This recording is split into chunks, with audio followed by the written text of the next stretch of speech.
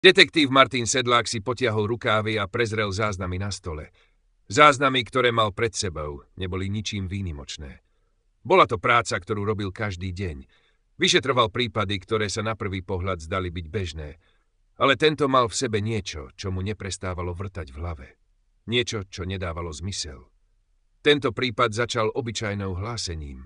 Niečo, čo začalo ako sťažnosť na nezvyčajnú stratu pamäti. Niekoľko svedkov tvrdilo, že si pamätajú, že 15. mája sa nič nestalo. Že ten deň jednoducho zmizol. Nepamätali si, čo robili, kde boli a aké udalosti sa toho dňa odohrali. Počet svedkov, ktorí si spomínali na tento deň, rástol a čím viac sa o tom dozvedal, tým viac sa to zdalo nezvyčajné. Rýchlo sa ukázalo, že všetci, ktorí boli toho dňa prítomní na konkrétnych miestach, mali jednu spoločnú vec. Žiadne spomienky. Mnohé osoby si uvedomili, že im chýbali celé hodiny. Niekto tvrdil, že bol na dovolenke, iný, že mal výlet, no nič z toho nevedel potvrdiť. Rovnako to platilo pre ďalších ľudí, ktorí sa zúčastnili na rovnakých aktivitách. Každý bol niekde, ale nikto si nemohol spomenúť, čo sa skutočne stalo. Všetci mali v pamäti čiernu dieru. Toto nie je náhoda, povedal si Martin, keď pozeral na riadky výpovedí. Niečo tu nie je v poriadku. A tak sa rozhodol, že tento prípad vezme do svojich rúk. To, čo malo byť obyčajnou záležitosťou, sa čoskoro ukázalo ako niečo, čo malo schopnosť otvoriť dvere do niečoho oveľa väčšieho. Sedlák sa zamračil, keď prechádzal ďalšími výpoveďami.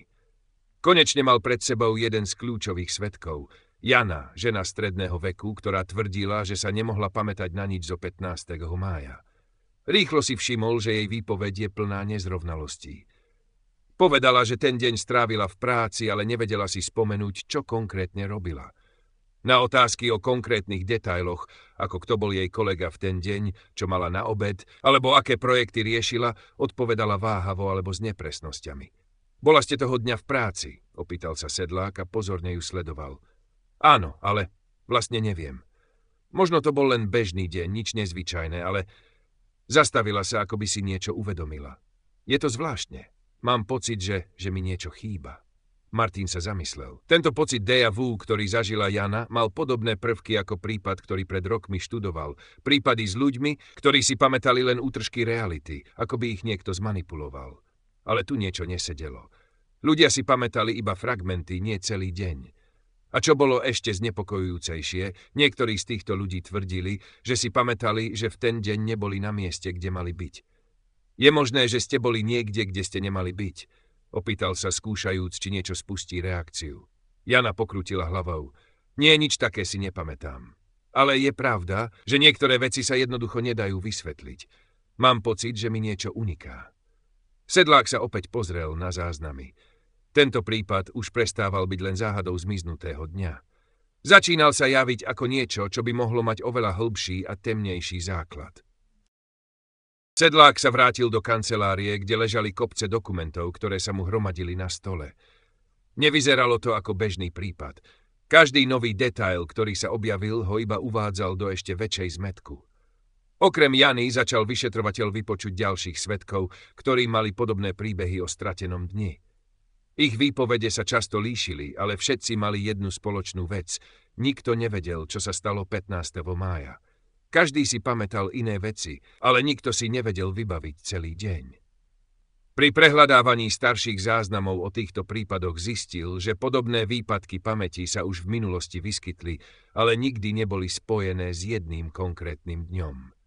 Vyšetrovateľ objavil, že v niekoľkých prípadoch išlo o osoby, ktoré sa počas zmiznutého dňa nachádzali na rovnakých miestach. Na každom z týchto miest bol vždy niekto, kto tvrdil, že v daný deň robil niečo úplne iné, ale nemal na to žiadne dôkazy. Záznamy z verejných inštitúcií, ako sú nemocnice, školy alebo úrady, ukazovali, že tento deň neexistoval v historických dokumentoch, ako by bol jednoducho vymazaný. Keď Sedlák prechádzal záznamy, narazil na niečo nečakané. Záznamy z vládneho laboratória, ktoré pracovalo na experimentoch so spracovaním času. Tieto informácie neboli verejné, ale po niekoľkých hodinách pátrania sa mu podarilo získať prístup k uzavretým dokumentom. Tam našiel poznámky, ktoré naznačovali, že v onen deň bol testovaný projekt, ktorý mal schopnosť zasahovať do vnímania času. Zrazu to dávalo zmysel. Tento deň nebol jednoducho zabudnutý, bol manipulovaný. Sedlák sa zamyslel, kto za tým všetkým stojí a aké následky bude mať odhalenie tejto pravdy. Sedlák sa začal cítiť, ako keby sa mu pred očami otvárali dvere do niečoho, čo nebolo pripravený pochopiť. Skutočnosť, že experimenty s časom mohli ovplyvniť realitu, bola niečo, čo sa zdalo byť ďaleko za hranicami bežného vyšetrovania. No, čím viac sa dostával do hĺbky prípadu, tým viac sa presviečal, že to nebola len teória. Niečo sa tu naozaj deje. Keď preskúmal ďalšie záznamy z vládnych laboratórií, ktoré sa týkali experimentu, natrafil na niečo, čo sa mu zdalo ešte podozrivé. Záznamy, ktoré sa zmieňovali o jednom z testov z 15. mája, obsahovali neúplné údaje. Išlo o tajný projekt, ktorý mal za cieľ manipulovať s percepciou času, no najzaujímavejšie bolo, že k dokumentom mal prístup len veľmi úzky okruh ľudí. To, čo sa udialo počas tohto testu, bolo starostlivo ukryté, ako keby to niekto nechcel, aby sa o tom dozvedel. Sedlák sa rozhodol kontaktovať bývalého pracovníka laboratória, ktorý bol od projektu vylúčený krátko potom, čo sa uskutočnil experiment. Muž, ktorý sa predstavil ako Peter Kovač, bol ochotný hovoriť, ale len pod podmienkou, že jeho identita zostane utajená. Sedlák súhlasil a dohodol sa s ním na stretnutí. Kovač začal rozprávať o pokusoch, ktoré sa konali v rámci projektu. Vysvetlil, že experiment mal za cieľ manipulovať s vnímaním času tak, aby ľudia vnímali určitý deň inak, ako v skutočnosti bol. Niektorí ľudia začali mať pocit, že čas sa zastavil alebo bol skrátený, povedal Kovač. Niektorí to popisovali ako pocit vymazaného dňa, ale skutočnosť bola, že sme narušili ich vnímanie a to nemohlo zostať bez následkov. Sedlák cítil, ako mu stúpa adrenalín. Toto už nebola len záhada. Začínal sa dotýkať niečoho oveľa väčšieho. Sedlák sedel v kaviarni, kde sa stretol s Kovačom. Mesto okolo nich bolo hlučné, ale on sa sústredil len na slová, ktoré počúval. Kovačov hlas bol tichý a nervózny, čo naznačovalo, že sa stále báli dôsledkov toho, čo sa stalo počas experimentu. Mnohé z týchto testov sa skončili neúspešne, pokračoval Kovač. Pokúsili sme sa manipulovať s tým, ako ľudia vnímajú čas, ale nie všetko išlo podľa plánu. Po 15. máji sa začali objavovať podivné anomálie. Ľudia, ktorí mali byť predmetom testu, si začali uvedomovať, že niečo nie je v poriadku. A čo sa stalo s tými, ktorí boli vystavení experimentu? Opýtal sa Sedlák. Kovač sa na chvíľu odmlčal, ako by váhal, či má pokračovať. Nakoniec však odpovedal. Niektorí sa pokúšali vyrovnať so stratou pamäti. Iní sa pokúsili skryť pravdu, pretože sa báli toho, čo by sa stalo, keby sa niečo zistilo. Ale niektorí začali mať divné vnímanie sveta okolo seba. Niektorí si začali uvedomovať, že ten deň neexistoval. Zrazu začali mať pocit, že čas je posunutý. Niečo sa zmenilo, ale oni si to nevedeli vysvetliť. Sedlák sa zamyslel. Tento experiment s časom zjavne nezostal bez následkov, ale prečo ho niekto skrýval? Prečo sa pokúšali vymazať deň, ktorý mal byť kľúčovým? Kto za tým stál? Opýtal sa nakoniec. Kovač sa pozrel do očí Sedlákovi a povedal, bola to vládna organizácia, ale nie len taká obyčajná. Táto organizácia pracovala na úplne iných úrovniach, než si dokážete predstaviť. A nechcem vedieť, čo sa stane, ak to niekto zistí. Sedlák pocítil, ako sa mu v hlave začínajú spájať kúsky skladačky. Ale to, čo objavoval, nebolo len vyšetrovanie. Bol to boj proti niečomu, čo mohlo zmeniť celý svet. Sedlák sa vrátil do kancelárie a začal prehľadávať ďalšie záznamy. Po stretnutí s Kovačom mal pocit, že sa dostáva bližšie k odpovediam, ale ešte stále niečo unikalo. Záznamy z vládnych databáz naznačovali, že experimenty, ktoré sa vykonávali, boli pod dohľadom tajných oddelení, ktorých existenciu verejnosť ani netušila. Bolo jasné, že nešlo len o obyčajný výskum, ale o projekt, ktorý mal oveľa širšie a temnejšie ciele. V jednom z ďalších dokumentov našiel poznámky, ktoré sa týkali manipulácie s pamäťou a realitou. Výskumníci v projekte sa snažili znovu vytvoriť čas a realitu tak, aby sa určité dni stali neexistujúcimi v pamäti ľudí, ktorí sa ich zúčastnili. Zároveň si začínali uvedomovať, že manipulácia s pamäťou a časom môže mať nepredvídateľné a potenciálne katastrofálne následky. Martin si uvedomil, že niečo veľké a nebezpečné sa stalo. Experimenty pravdepodobne neboli dokončené podľa plánu a mohli mať trvalý vplyv na tisíce ľudí, ktorí sa stali súčasťou pokusov. Rozhodol sa, že musí ísť ďalej, aj keď vedel, že čím viac sa ponára do tohto temného sveta, tým väčšie riziko mu hrozí. Keď sedel pri stole a skúmal ďalšie dôkazy, zazvonil mu telefón. Na obrazovke sa objavilo neznáme číslo. Povedal si, že to musí byť niekto z jeho kontaktov, kto má ďalšie informácie. Srdce mu na okamih poskočilo, ale keď zdvihol, ozval sa len tichý hlas. Zastavte to, kým je ešte čas, povedal hlas na druhej strane. Ak to neukončíte, budete toho súčasťou, navždy. Martin zamrzol. Cítil, že sa dostáva priamo do centra niečoho, čo nebolo pripravený pochopiť. Sedlák si pritisol telefón k uchu, snažiac sa zachytiť každý zvuk na druhej strane. Hlas, ktorý mu naznačil, že by mal zastaviť svoje vyšetrovanie, znel vážne a naliehavo. Nebol to len nejaký anonymný telefonát, ale niekto, kto vedel, o čo ide. Ak to neukončíte, budete toho súčasťou navždy, opakoval hlas. Martin cítil, ako mu na chrbte naskočila husia koža. Kto to bol? A prečo ho varovali? Kto je to? Spýtal sa s tichým, ale pevným hlasom. Kto ma chce zastrašiť? Hlas na druhej strane mlčal. Po chvíli znovu prehovoril, tentoraz s ešte väčším dôrazom. Nemáte predstavu, do čoho ste sa dostali. Experimenty, ktoré sa začali v tom laboratóriu, boli len začiatkom. Teraz je neskoro na zastavenie. Čím ďalej pôjdete, tým horšie to bude. Urobte správne rozhodnutie, kým ešte máte šancu. Telefón sa náhle odmlčal a zložil. Sedlák sa díval na prázdny displej. Zostal tam len ticho, ktoré ho prenasledovalo. Cítil, že sa dostal do bodu, kde už neexistovali jednoduché odpovede. Čím viac sa dozvedal, tým viac sa cítil uväznený v sieti, ktorú začal rozplietať. Keď sa znovu zamyslel nad tým, čo sa práve dozvedel, uvedomil si, že tento telefonát nebol len varovaním. Bol to pokus o manipuláciu. Niekto sa ho pokúšal zastrašiť, aby prestal hľadať pravdu. Ale teraz, viac než kedykoľvek predtým, vedel, že nemôže cúvnuť. Sedlák sa postavil zo stoličky, jeho rozhodnutie bolo pevné. Všetky stopy, ktoré našiel, ho viedli k záveru, že experimenty, ktoré sa udiali, neboli len náhodné. Boli súčasťou niečoho oveľa väčšieho, niečoho, čo sa snažili utajiť. A on bol teraz ich súčasťou, bez možnosti úniku. Sedlák sa vrátil do svojej kancelárie a začal prehľadávať všetky informácie, ktoré mal doteraz. Všetko, čo zistil, naznačovalo, že za celým týmto tajomstvom je oveľa viac, než len skupina ľudí, ktorí sa pokúšali manipulovať s pamäťou. Tento projekt, s ktorým sa zaoberali, sa zdalo byť iba časťou niečoho oveľa väčšieho.